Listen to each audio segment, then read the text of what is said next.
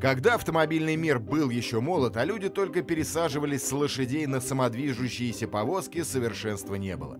Все изобретения человека были ненадежны, и то, что нам сегодня кажется совершенным, в те годы казалось абсолютно слабым.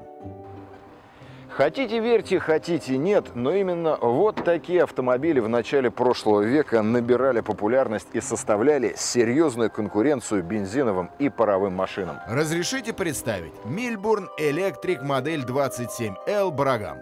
Последний из своего племени. Почему последний? А после этой модели фирма по производству электромобилей перестала их выпускать.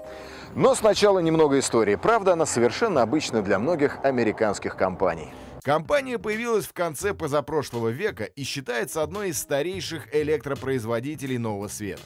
Сначала фирма производила сельхозпродукцию, затем сельхозтехнику, оси для телег. С появлением автомобилей предприятие приступило к производству комплектующих для набирающих обороты автомобильных гигантов. В будущем, естественно. Но, уловив тенденцию, в 1914-м фабрика Milburn Wagon Works приступила к производству собственного электромобиля Milburn Light Electric, внешний облик которого разрабатывал Карл Пробст, будущий автор легкого армейского внедорожника Bantam Jeep. Краткая справка. В Америке тех лет 40% приходилось на паровые машины. И всего 22% на бензиновые. А 38% от всего автопарка Америки составляли электрические. И сейчас вы поймете, почему электромобили были крутыми. Конструкция, как бы это ни звучало обыденно, как всегда абсолютно стандартная и для сегодняшнего дня. То есть за 100 лет практически ничего не изменилось. А именно, несущая тут рама, и на нее навешиваются все элементы, которые внешне больше похожи на элементы кареты. Кузов жесть. Не в смысле страшный, а жесть набита на деревянный каркас. Не очень надежно, зато практично. Тогда многие так делали. Снизу также все обычно. Задний мост на рессорах и спереди мост на рессорах. Самое интересное — это электродвигатель.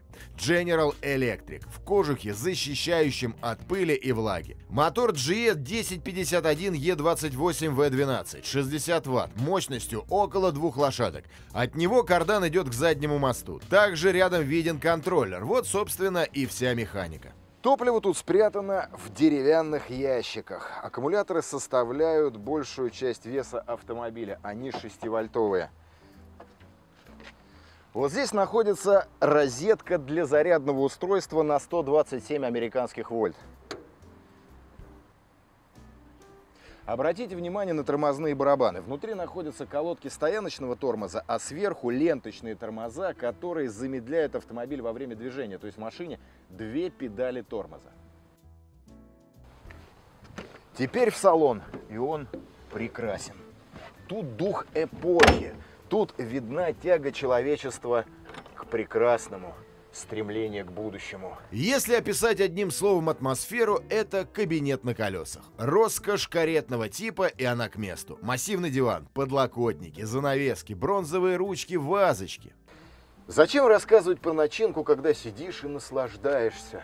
Это дом. Но лирику в прошлое. Итак, что мы тут имеем? Лобовое стекло. Оно опускается, чтобы в автомобиле не было жарко. Также здесь есть стеклоподъемники. Далее, из приборов спидометр, привод я вам его покажу попозже, вольтметр, амперметр и счетчик киловатт. Также спереди 2 дополнительных сидения. С этой стороны включение света габаритов и, соответственно, фонарей, фар уличных. Причем уличные фары работают очень интересно. Когда включаешь в одном положении, зажигаются лампочки в полнакала. Когда вытягиваешь больше, лампочки зажигаются в полную и начинают светить на улицу, как полноценные фары.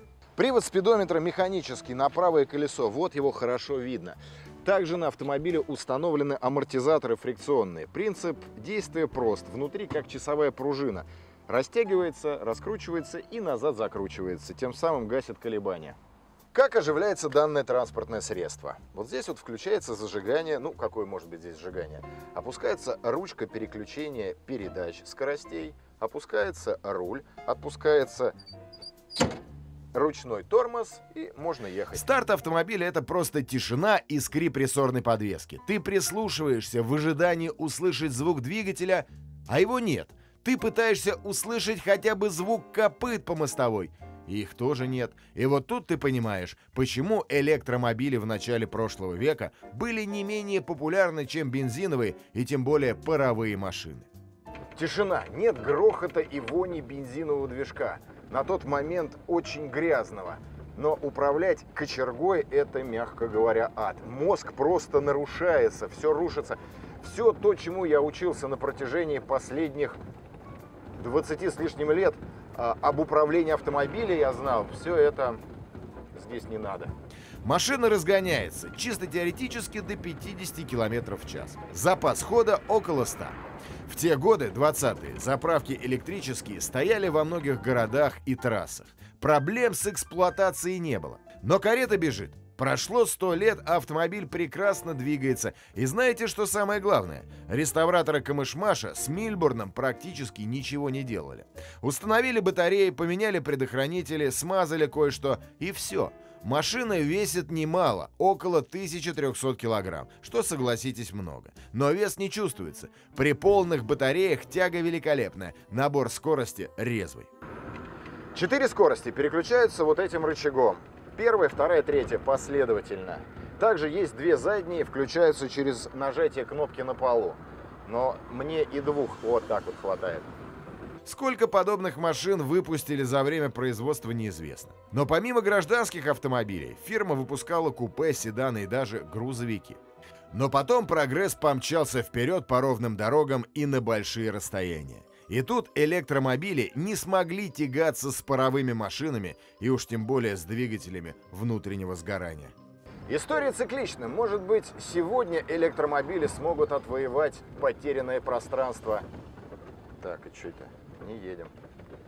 Батарейки сели. Шикарно. И где розетка? Не смогут отвоевать потерянное пространство. Слишком много проблем с этими электромобилями.